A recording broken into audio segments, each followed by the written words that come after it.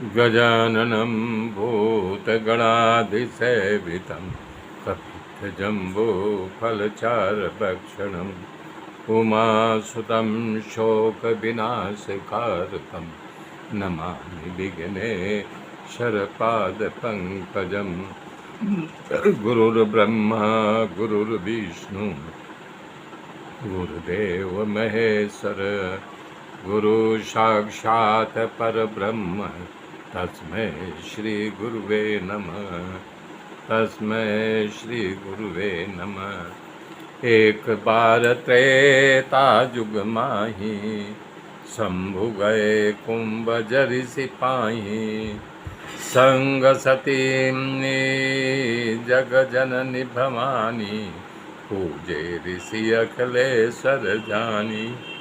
राम कथा मुनिवर बखानी सुनि महेश परम सुख मानी।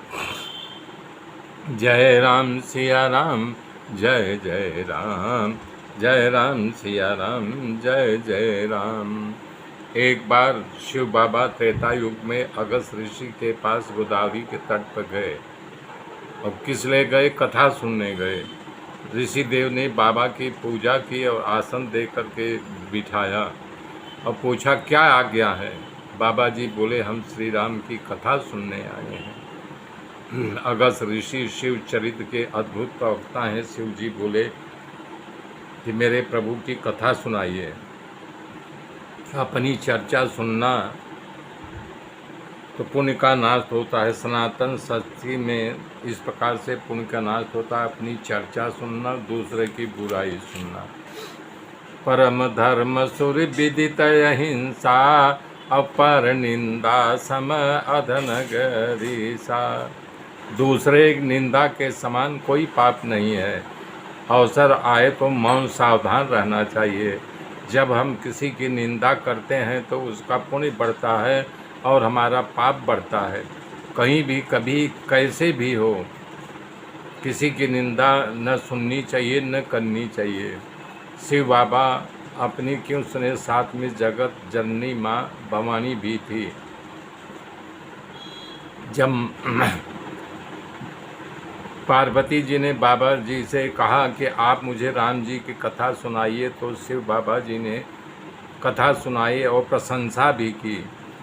धन्य धन्य गिरिराज कुमारी तुम समान को उपकारी। पूछे हूँ रघुपति कसा प्रसंगा सकल लोग जग पावनी गंगा। हे गिरिराज कुमारी तुम धन्य हो, धन्य हो। तुम्हारे समान दूसरा और कोई परोपकार करने वाला नहीं है। जो आपने राम जी की कथा के बारे में पूछा है। बाबा सुन करके बड़ा सुख माना और सती माता बैठी रही पर कथा नहीं सुनी। क्यों नहीं सुना है बाबा जाने और माता सती जाने। बाबा ने अगस्त ऋषि को भक्ति प्रदान करके आगे बढ़े। दंडकारण्य में भगवान श्री राम जी का दर्शन हो गया शिव जी को। शिव जी ने हाथ जोड़ कहा सच्चिदानंद परमात्मा परमेश्वर की जय, प्रभु श्री राम जी की जय हो। दूर से कह कर के प्रणाम किया।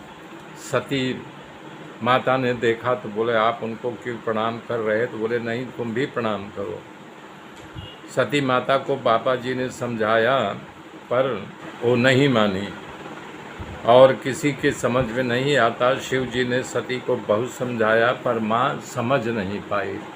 मेरे मित्रों मेरे साथ बने रहिए। आगे की गाथा फिर कल